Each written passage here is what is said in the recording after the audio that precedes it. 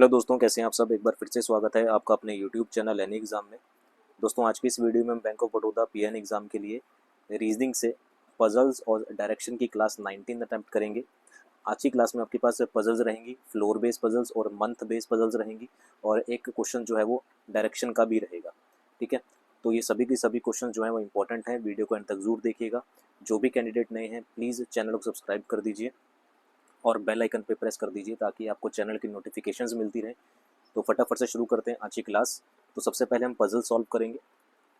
तो ये स्क्रीन पर आपको पजल दिखाई दे रही है, ये फ्लोर बेस्ड पजल्स हैं। ठीक है, तो पहले एक बार पढ़ लेते हैं इसमें क्या बोला गया। कहता है कि 7 पर्सन्स हैं, PQRSTUV, living on the different floors in the same building. एक बिल्डिंग में रहते हैं 7 पर्सन्स, हैविंग द 7 फ्लोर्स हैं, number 1 on to 7। The first floor is number 1 on the above floor is it number 2। कह रहा है कि जो फर्स्ट फ्लोर है वो नंबर 1 है, उससे ऊपर वाला फ्लोर नंबर 2 होगा, and so on till the top most floor is number as 7। यानी कि जो पजल स्टार्ट हो रही है, जो फ्लोर होंगे वो नीचे से स्टार्ट होंगे, ऐसे एक फ्लोर, फिर दूसरा, फिर तीसरा, फिर चौथा, फिर पांचवा, फिर छठा और ये सातवां, ऐसे फ्लोर है ये। ठीक है, अब पजल स्टार्ट होती है। कहता है कि 3 person live between Q and V. तो पहली लाइन इसमें हमने बता दिया है। कहता है कि क्यू और वी के बीच में 3 पर्सन है, 3 से ज़्यादा पर्सन नहीं आ सकते। हो सकता है ये ऐसे बन रहा हो सकता है, ज़रूरी नहीं है कि क्यू ऊपर हो सकता है हमारे पास वी जो है वो ऊपर हो। ठीक है ना, ये इस तरह से भी हो सकता है, वी 1 2 3 और नीचे यहाँ क्यू हो सकता है। तो वो डिपेंड करता है कि क्वेश्चन में क्या दे रखा है। V lives on the floor immediately above U. तो अभी मैं इसको इस तरह से ना बना के इस तरीके से बनाता हूँ, और इसमें बोला गया है कि V lives on the floor immediately above U. कह रहा है कि वी जो है वो इमीडिएटली अबव है यू से, यानी कि वी के एकदम नीचे कौन आएगा, यू आएगा। वी के एकदम नीचे कौन आएगा, यू आएगा। अब यू के बारे में हु लिखा हुआ है यहाँ पर, तो यू के बारे में बात हो रही है। कह रहा है कि who does not live an odd number floor. कह रहा है कि यू जो है वो ओड नंबर फ्लोर पे नहीं आ सकता, यानी कि यू जो है वो एक इवन नंबर फ्लोर पे रह रहा है। अब देख लेते हैं, अगर मैं, चलो इसको आगे देखते हैं। हमें ये पता लग गया कि यू जो है वो एक इवन नंबर फ्लोर पे है, या तो यू 2 पे होगा या 4 पे होगा या 6 पे होगा। 2 person live between Q and R. Q और आर के बीच में 2 पर्सन है। क्यू और आर के बीच में कितने पर्सन हैं, 2 पर्सन यहाँ पर रहते हैं। देखिए, अगर मैं जो है u को यहाँ रखता हूँ, एक सेकंड के लिए मान लेते हैं, अगर मैं u को यहाँ रखता हूँ इधर, और u के ठीक ऊपर कौन है, v है। अगर u के ठीक ऊपर v है और v और q के बीच में कितने पर्सन है, 3 पर्सन है। तो एक पर्सन तो u हो गया, दूसरा ये हो गया, तीसरा ये हो गया, और यहाँ पर आ जाएगा q। और साथ में बोला गया है कि q और r के बीच में 2 पर्सन है। q और r के बीच में कितने पर्सन है, 2। तो r जो है वो यहाँ तो आ नहीं सकता, क्योंकि अगर मैं r को नंबर 1 पे रखूँगा तो क्यू और आर के बीच में सिर्फ एक ही पर्सन आ रहा है। इसी तरीके से अगर मैं आर को यहाँ, अगर क्यू और आर के बीच में 2 पर्सन है तो एक पर्सन ये, दूसरा पर्सन ये, आर यहाँ पर आ नहीं सकता क्योंकि यहाँ पर कौन है, यू है। मतलब ये जो मेरा सीटिंग अरेंजमेंट है ये हो गया गलत। तो इस क्यू जो है वो 6 पे तो नहीं आ सकता। इसी तरीके से अगर मैं अगर मैं यू को यहाँ पर रखता हूँ तो वी ऊपर आ जाएगा। और कह रहा है कि वी और क्यू के बीच में 3 पर्सन है तो क्यू यहाँ पर आएगा, फिर आर यहाँ नहीं आ सकता। आर जो है वो यू की जगह नहीं आ सकता, यहाँ पर नहीं आ सकता क्योंकि यहाँ पर तो यू रह रहा है, क्योंकि क्यू और आर के बीच में कितने पर्सन है, 2 पर्सन है। तो ये सीटिंग अरेंजमेंट भी गलत है। अब एक लास्ट सीटिंग अरेंजमेंट हमारे पास रह गया क्या, कि अगर मैं यू को यहाँ फिट करता हूँ, इसके ऊपर वी फिट करता हूँ इधर ऐसे, और क्यू और वी के बीच में कितने पर्सन है, 3 पर्सन है, तो इस तरह से बनेगा। और क्यू और आर के बीच में 2 पर्सन आ सकते हैं, तो आर मतलब यहाँ पर आ जाएगा, आर आ जाएगा 4th प्लेस पे।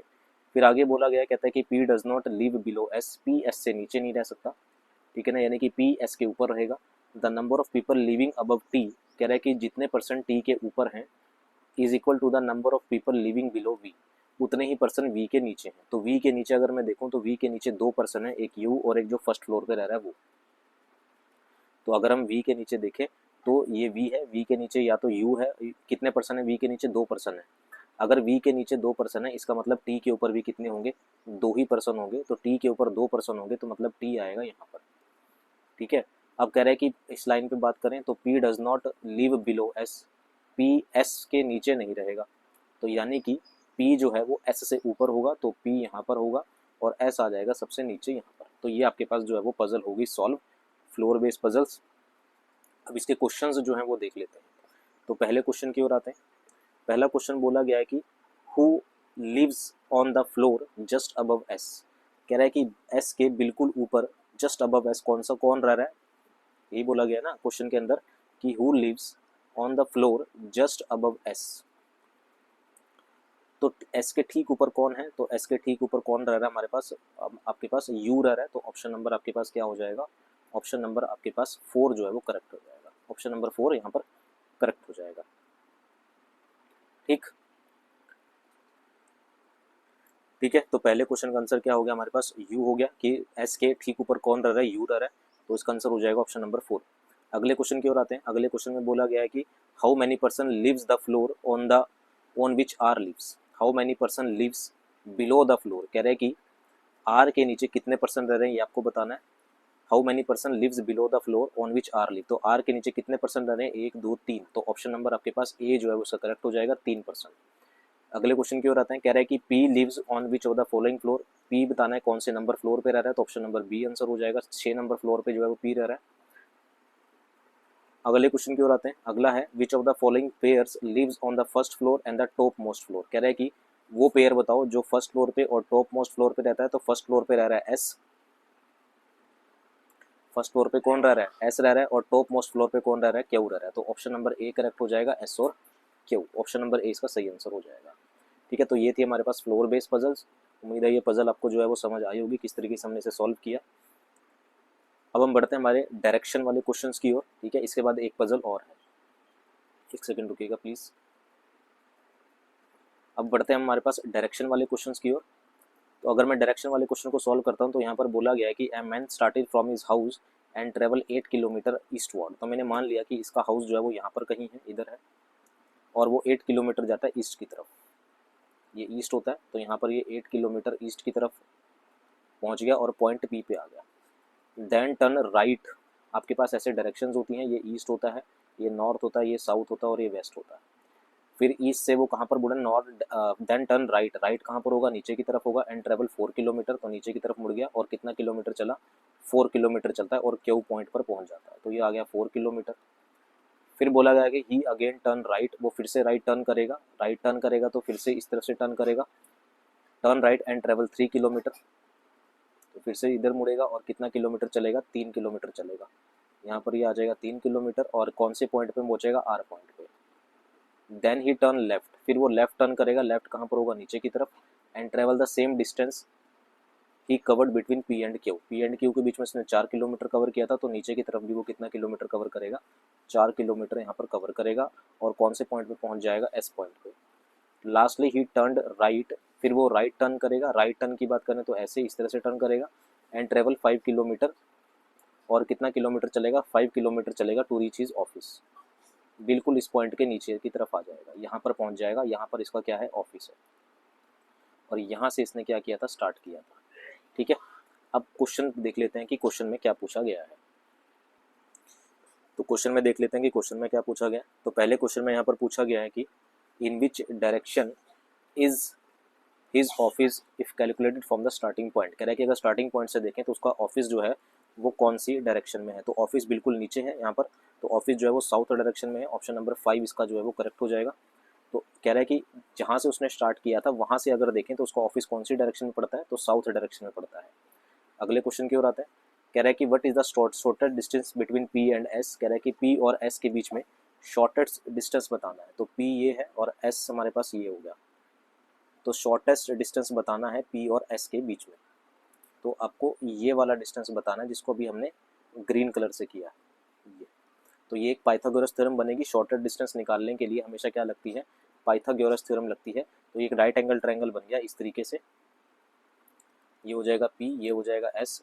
ठीक है, और इसको हम नाम दे देते हैं कोई टी नाम दे देते हैं। तो अगर मैं ये वाला टोटल डिस्टेंस देखूं तो 4 किलोमीटर का ये डिस्टेंस है और 4 किलोमीटर का ये डिस्टेंस है, टोटल डिस्टेंस कितना हो गया, ये 8, और ये है 3 किलोमीटर का। तो पाइथागोरस थ्योरम लगाएंगे, तो पाइथागोरस थ्योरम लगा के हमारे पास क्या आ जाएगा, हमारे पास पी एस का स्क्वायर इज इक्वल टू 8 का स्क्वायर 64 हो जाएगा, 3 का स्क्वायर 9 हो जाएगा।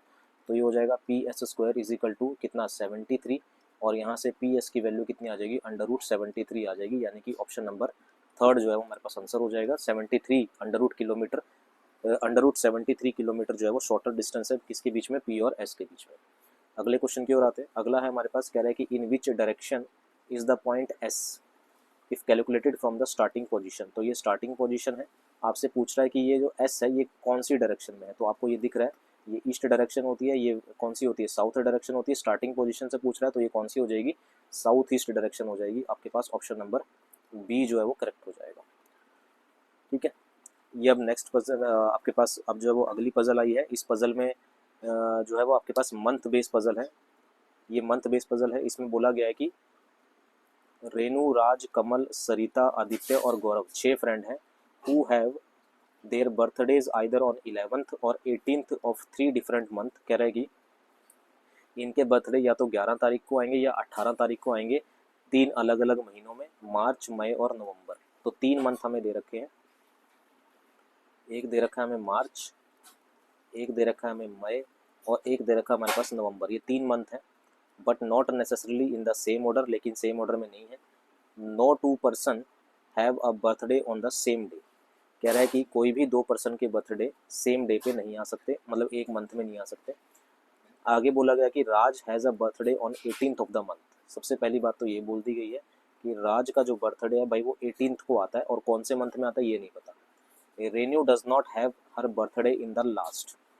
तो रेनू का बर्थडे सबसे लास्ट में नहीं आएगा, मतलब अच्छा मंथ की मार्च की बात करें तो पहले मार्च में 11 तारीख आएगी, फिर 18 तारीख आएगी, है ना। 11 और 18 की तो बर्थडे पड़ते हैं। इसके बाद फिर मई में 11 तारीख आएगी, फिर मई की क्या आएगी, 18 तारीख आएगी, फिर नवंबर की 11 तारीख आएगी, और नवंबर की ही क्या आएगी, फिर 18 तारीख आएगी। तो इस लाइन की अगर बात करते हैं, कहता है कि Renu does not have birthday in the last, यानी कि रेनू का बर्थडे 18 तारीख को नहीं आ सकता नवंबर में। नवंबर की 18 तारीख को रेनू का बर्थडे जो है वो नहीं आएगा। रेनू का बर्थडे 18 तारीख को नहीं आ सकता नवंबर की। आगे बोला गया कि नंबर ऑफ, और राज का बर्थडे जो है वो 18th को आता है, यानी कि राज या तो मार्च में आएगा या मई में आएगा, ठीक है, या फिर नवंबर में आएगा। और बोला गया कि number of person having birthday before Kamal is same as the number of person having birthday after Raj. कह रहा है कि कमल से पहले उतने ही बंदों का बर्थडे है जितना राज के, जितने बंदों का बर्थडे राज के बाद है। आगे बोला गया कि only 2 person have a birthday before Gaurav. ये इंपॉर्टेंट लाइन है, ये एक क्लू पॉइंट है ये लाइन। कह रहा है कि only 2 person have a birthday before Gaurav. Gaurav से पहले सिर्फ 2 ही बंदों का बर्थडे आ सकता है, यानी कि गौरव जो होगा वो यहाँ पर होगा, क्योंकि इससे पहले अगर देखें तो इससे पहले मार्च आएगा, मार्च में सिर्फ 2 ही बंदों का बर्थडे आ सकता है, तो गौरव का बर्थडे आएगा 11 मई को। आगे बोला गया कि Renu has a birthday in the month of 30। Renu का बर्थडे जो है वो उस मंथ में आएगा जिसमें 30 दिन होते हैं। तो मार्च में 31 दिन होते हैं, मई में भी 31 दिन होते हैं, तो 30 दिन होते हैं नवंबर में। और नवंबर में 18th को रेनू का बर्थडे नहीं आ सकता, यानी कि रेनू का बर्थडे आएगा नवंबर 11 को। ये भी एक क्लू पॉइंट था। फिर बोला गया है not more than 2 person have a birthday after Sarita. Sarita के बाद 2 से ज़्यादा बंदों का बर्थडे नहीं आ सकता, यानी कि सरिता का बर्थडे आएगा यहाँ पर, सरिता का बर्थडे आएगा यहाँ पर, तभी इसके बाद 2 बंदे आएंगे।